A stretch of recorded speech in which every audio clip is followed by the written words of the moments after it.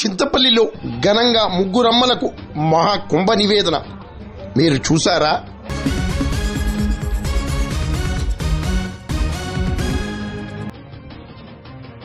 కాకినాడ జిల్లా పెదపూడి మండలం చింతపల్లి గ్రామంలో కనకదుర్గాదేవి, ముత్యాలమ్మ తల్లి, సత్తమ్మ తల్లికి గ్రామస్తులు భక్తులు మహా ఉత్సవాలను మహాకుంభ నివేదన అందించారు.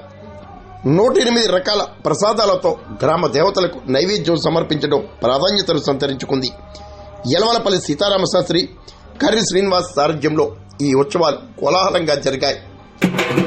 మరి మీరు దర్శించండి.